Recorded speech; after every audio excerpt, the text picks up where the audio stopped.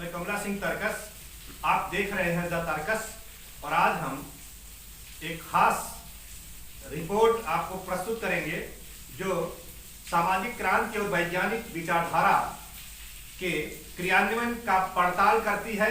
और आज हम बात करेंगे एक अपने समय के क्रांतिकारी विचारों से lace activist advocate Sukhnandan Ram के बारे में, जो इलाहाबाद और जेएनयू के छात्र रहे और उसके बाद उन्होंने साम्यवादी विचारधारा की तरफ रुख किया और आजमगढ़ की धरती पर उत्तरी हिस्से में उन्होंने सामाजिक परिवर्तन के अपने प्रयोग में काफी दिलचस्पी लिया और लोगों को जागृत करने का एक बड़ा काम किया।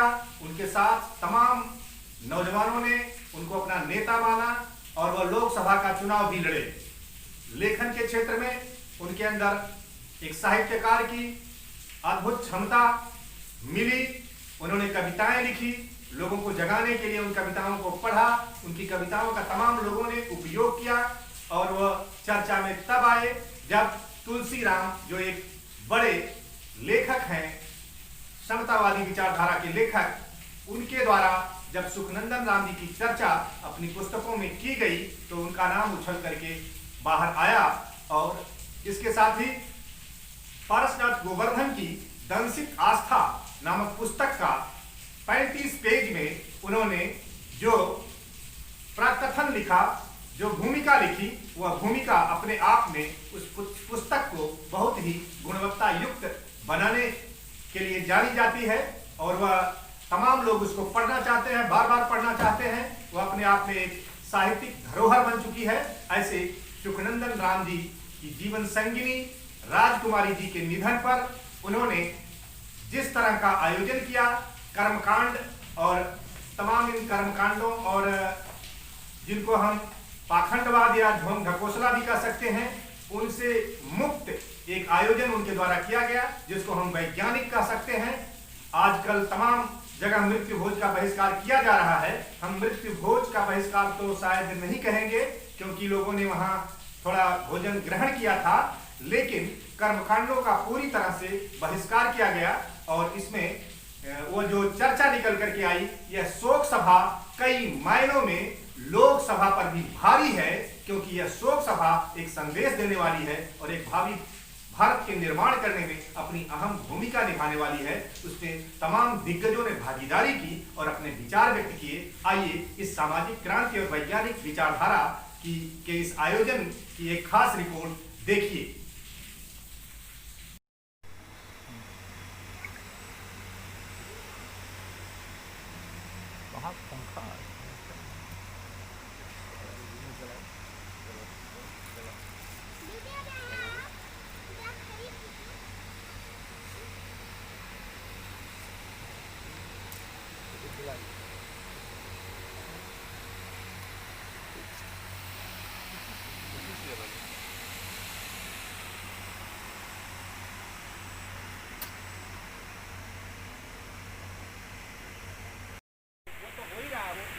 विकल्प मूल में जहाँ जहाँ समस्या है, जो संरक्षक है वर्ण व्यवस्था का संरक्षक अगर कोई है तो धर्म है। स्त्री उत्पीड़न का अगर कोई संरक्षक है तो वह धर्म है। और पूरी जो हमारी जो गैर बराबरी है उसका भी कोई संरक्षक है तो अंततः वह धर्म है। वो ऊपर का मुलम्मा छोड़ दीजिए, हम सब भाई भाई हैं, हम ईश्वर की एक संतान हैं, हमको सेवा भाव अपनाना चाहिए। कौन सेवा करता है? जैसे ही अभी यहीं बैठे अगर ये मालूम हो जाए कि फला को अमुक को कोरोना हुआ और वो कहे कि हमें एक गिलास पानी पिला दो, हमारा जरा पंखुड़ा पकड़ के उठा दो, भाग जाएंगे इसमें सेवा करने वाले। कम लोग खड़े होंगे, बाकी के सब लोगों का सेवा भाव खत्म हो जाएगा। भैया ये बैजनाथ कोरोना वाले न छुए, गड़बड़ है, अब यहाँ से सटक लो। तो जब आप होता क्या है कि जब हम सामाजिक प्राणी हैं, जैसा कि हमारे वकील साहब ने शुरू में कहा, सुखनंदन सर ने, कि हम समाज के बाहर नहीं हैं, हम समाज के भीतर हैं। एक व्यक्ति या एक परिवार जो है वो समाज के भीतर है, ठीक है, लेकिन वो रसमी जो है वो वहाँ होनी चाहिए। बहुत सारे परिवर्तन होते गए हैं, बदला है और बदलेगा भी। समय के साथ परिवर्तन और रही कि उसको हल कौन करेगा। सर पूछ रहे थे, सर से पूछ रहे थे। मेरे जैसा अल्पज्ञ समझता है हल विज्ञान करेगा और कोई हल नहीं करेगा, हल तो वही करेगा। और चेंज हो रहा है, बहुत सारा चेंज हो रहा है। अभी अभी जो हमारे देश के स्वयंभू महान बैठे हुए हैं गणपति तो उनका ट्विटर देखिए, अभी जो है वो बहुत लाइक हो रहे थे, अब अचानक डिसलाइक होने लगे हैं। मेरी बात कुछ लोग समझ रहे हैं। अब वो डिसलाइक होने लगे हैं, डिसलाइक होने लगे बेचारे, तो वहाँ वो बटन लग गया कि नहीं अब डिसलाइक वाला बटन नहीं रहेगा। आप देखिए ना, अब ये भी चर्चा हो रही है कि अब संसद में प्रश्नकाल नहीं होगा। ये क्या है?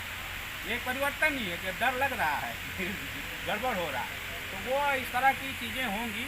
मैं गुरुदेव की इस बात से पूरी तरह से सहमत हूँ कि जिनकी समस्या है उनको ही लड़ना पड़ेगा। जब तक वह लड़ने के लिए तैयार नहीं होंगे तो बाकी का जो लोग हैं उनका जो प्रेरक व्यक्तित्व है वह बोरसी की आग की तरह से सुलगता हुआ रह सकता है। बुद्ध से लेके कबीर से लेके अम्बेडकर से लेके मार्क्स से लेके अब तक बोरसी की आग की तरह से वह चिंगारी सुलग थोड़ी सी बची रह सकती है, लेकिन वो धधकेगी तब जब पीड़ित जन एक साथ खड़े होंगे। वो जहाँ जहाँ भी क्रांतियाँ और जो राजनीतिक और जो भी परिवर्तन हुए हैं वो तब ही हुए हैं। मैं बहुत बात लंबी नहीं करते हुए ये कहूँगा कि मैं और यह परिवार, मैंने बहुत कुछ सीखा है उस दौर में जब मैं छात्र जीवन में था। वकील साहब मुझे कई बार तो आपने मुझे कविताएं और अपने गीत लिख के दिए थे कि इसको इक्का में तुम लोग गाओ। हम लोग के बहुत सारे रिहर्सल में आप उस वक्त आया करते थे। आज जो हम लोग करते हैं उसमें हमारे आदरणीय राम नारायण सर आया करते हैं। तो इक्का और यह परिवार एक रहा है और हम सब मिलके एक हैं। मैं यह वादा करता हूँ कि हम आपके साथ रहेंगे। ऐसे अवसर पर कबीर को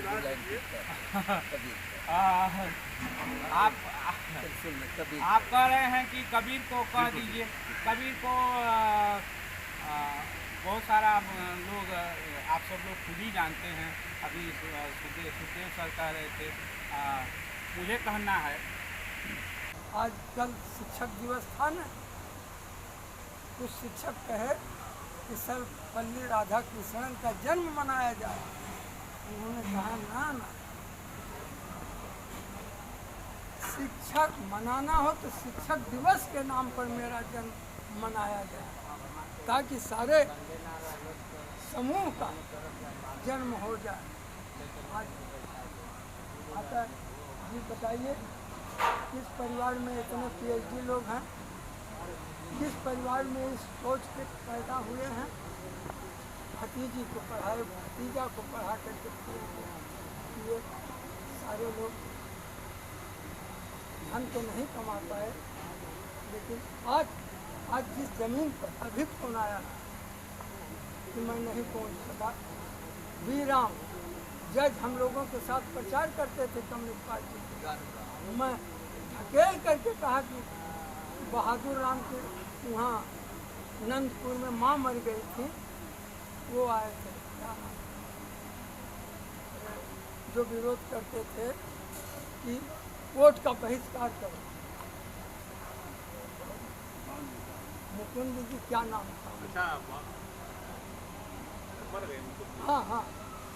तो वहाँ ये हुआ कि सत्ता को लाने के लिए अगर वोट उनको देने का अधिकार है तो इससे भी लिया जा सकता है। कांग्रेस संक्षिप्त वहीं से हम लोग जा रहे थे।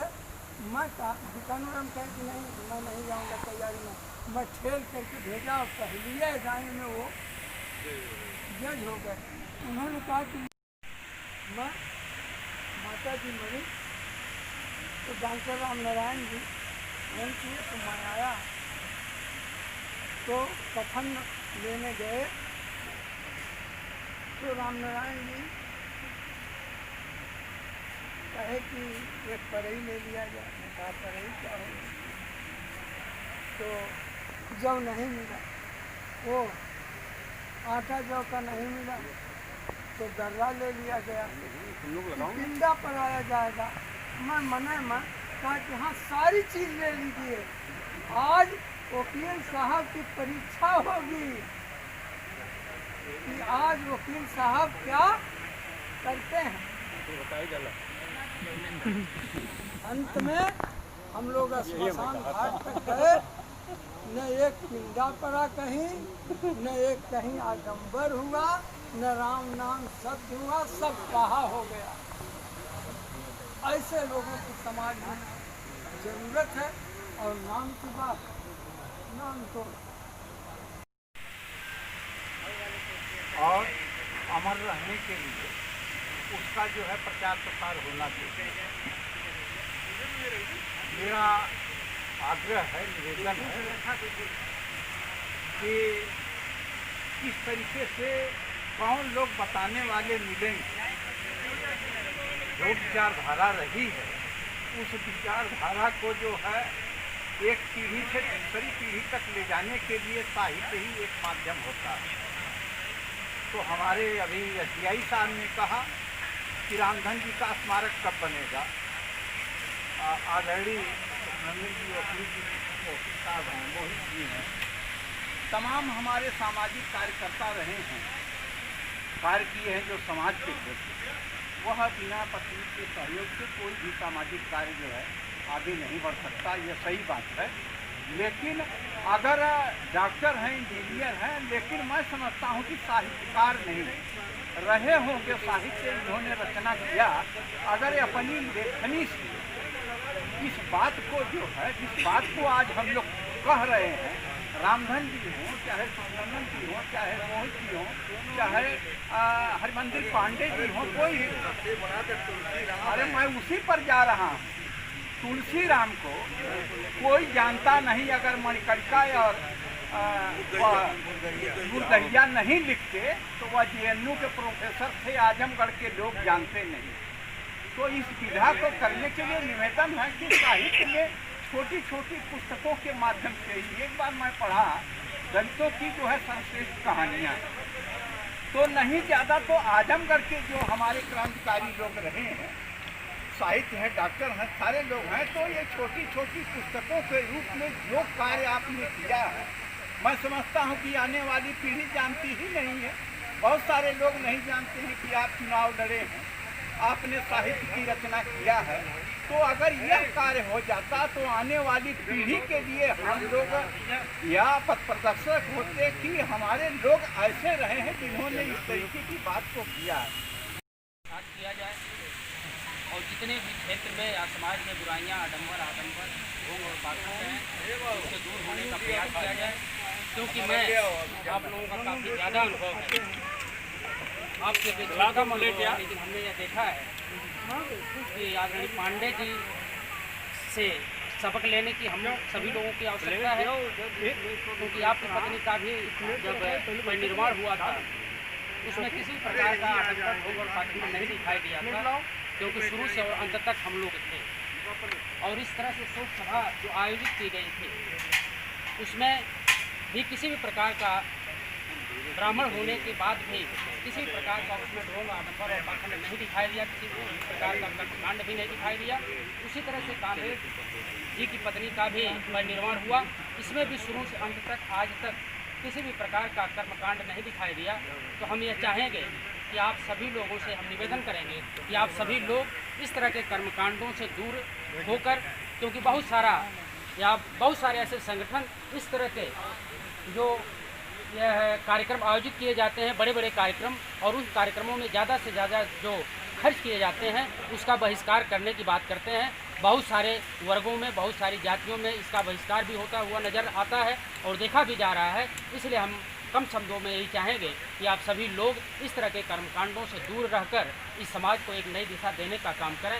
इन्हीं तमाम बातों के साथ पुनः आपके चरणों में सदा सुमन अर्पित करते हुए अपनी बात को यहीं विराम देता हूँ। धन्यवाद। तमाम विद्वान वक्तागण ने अपने अपने ख्यालात रखे हैं। मैं भी अपने आप को उन्हीं भावनाओं के साथ संबद्ध करते हुए हमारे बीच में आदरणीय सुखनंदन जी एडवोकेट जो हमारे मामा हैं, जिनसे मैंने जीवन में बहुत कुछ सीखा है।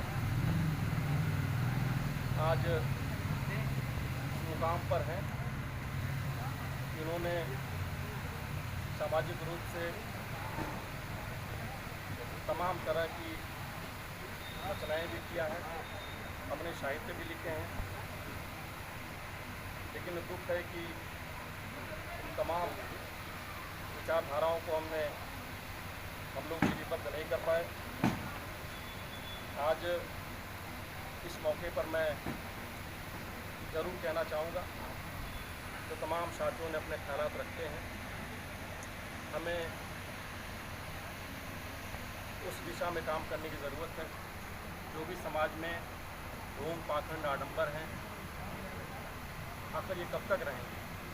तमाम पीढ़ियाँ गुजर गईं और तो मैं तो समझ रहा हूँ कि जो सबसे क्रांतिकारी पीढ़ी हमारी रही है, जिसमें हमारे आदरणीय वकील साहब हैं, तो ये जनरेशन रहा है, उसने काफ़ी संघर्ष किया।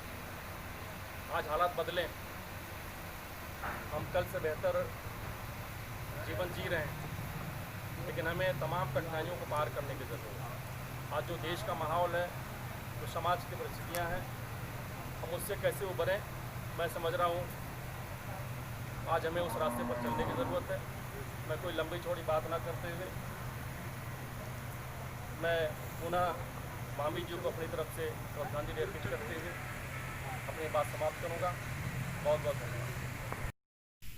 ये कार्यक्रम आजमगढ़ के रोडवेज के निकट कॉमरेड सुखनंदन राम के निवास पर आयोजित हुआ और इसको लेकर के लोगों में उत्साह है कि सामाजिक परिवर्तन की मंगलकारी इस तरह के नए अध्यायों को, नई परंपराओं को जोड़कर ही हम इस देश को ज्यादा वैज्ञानिक और सामाजिक क्रांति में मुखरता की तरफ ले चल सकते हैं।